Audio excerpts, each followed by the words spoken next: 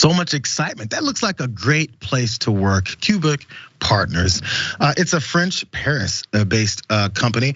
I mean, you got team building activities, you got relaxed collaboration, come up with some fun solutions, figure out problems together.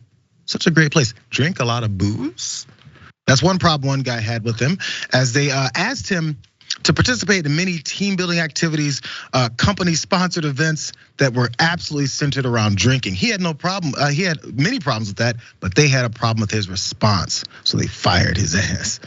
Now he's getting a little bit of a payback on that though. Let's go to some details of this guy and his case, because I think this is fascinating. I feel like everyone has seen some level of this kind of interaction at work at some point if you've worked in these types of scenarios. So this man was referred to in court documents as Mr. T. He was fired from Cubik Partners in 2015 after refusing to take part in seminars and weekend social events that his lawyers argued, according to court documents, included excessive alcoholism and promiscuity. In his judgment this month, the Court of Cassation ruled that the man was entitled to freedom of expression and that refusing to participate in social activities was a fundamental freedom under labor and human rights laws and not grounds for his dismissal. According to the court documents though, Mr. T joined the firm in 2011 and was promoted in 2014. So he was moving up, he's a good employee. But he was fired a year later in March of 2015 for professional incompetence. What a term. Specifically, his refusal to adhere to the company's quote, fun values. Cubik Partners also said that Mr. T was difficult to work with and a poor listener. The company also criticized his sometimes brittle and demotivating tone towards subordinates and allegedly inability to accept feedback and differing points of view. Let's go to some of that fun that they were having that he didn't want to participate with that got his ass fired. So according to this court, again, the company's fun values included a regular obligatory social events that culminated in excessive alcoholism encouraged by colleagues who made very large quantities of alcohol available, as well as practices pushed by colleagues involving promiscuity, bullying, and incitement to various excesses. The court, the highest in the French legal system, also outlined various humiliating and intrusive practices promoted by Cubik Partners, including simulations of sexual acts and the obligation to share a bed with a colleague. They really went overboard on this, didn't they? It's not just happy hour for some reason. More, because Mr. T's demand of 461,406 euros, which is about $479,000 here, in damages was previously rejected by the Paris court in appeal of 2021, but this recent ruling by the Court of Cassation partially overturned his judgment. And the court ordered that Cubik Partners pay him 3,000 euros. Man, that's a drop off. And we'll examine his demand for damages at a later stage. So they're probably pushing it off to the side. He got fired, he had a good position, he was getting promoted. And they said, let's drink, let's party, let's have some demeaning sexual acts and you share beds with coworkers. Yeah, they went too far. And also, you don't know someone's life. That's the other part about this. Has this been an issue for you ever, Burbank? No, not for me. I don't think so.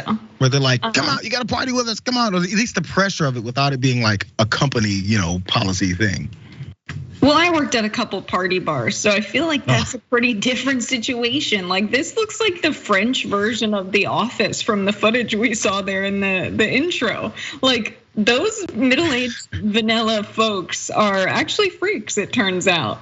But it's funny because this guy got fired because he was too dull at work, wasn't participating in the drinking, wasn't participating in the risque activities or going to the big parties, which is also the same reason Madison Cawthorn got booted from DC and was no longer accepted by the party elites in Congress. I mean, he started saying these people are having crazy parties, they're sleeping with each other, there's hookers, there's cocaine. Suddenly now, he's the target of the muckrakers pack and they're saying all of these things about his personal life. Your personal life should be your business. And it's a huge part of French culture that your job isn't your entire life. So it's kind of shocking this was going down in France. It sounds more like a cult or a frat, and those are just like two different words for basically the same thing. But that's what this sounds like. Tell us your full thoughts about frats, Jessica. Maybe it's issues there with that. But really fast, because this is what I was thinking. I said this must be a regular thing, but other companies have had issues. I'm gonna read this really fast. As if parting ways with companies have gotten other folks in trouble too. So an auditor at PricewaterhouseCoopers in England, a whole different company obviously, sued the company over severe injuries he sustained at a work event that made a competitive virtue of excessive drinking. Speaking of frats, I'm glad you said so, Burbank. In this lawsuit filed in London's High Court this year, Michael Brocky fell down in the street, went into a coma, and later had part of his skull removed after participating in this company event, is what the Post reported. In March, insurance marketplace Lloyd's of London fined a member firm Atrium Underwriters a record £1 million for serious failures, including a boys' night out, where employees, among them 2 senior executives, took part in inappropriate initiation games and heavy drinking and made sexual comments about female colleagues. That's what The Guardian reported. That's pretty obvious. It's about time to chill with these types of things. Sure, invite your employees out. We're gonna do happy hour, Brett. Let's go. And if he doesn't wanna go, just go.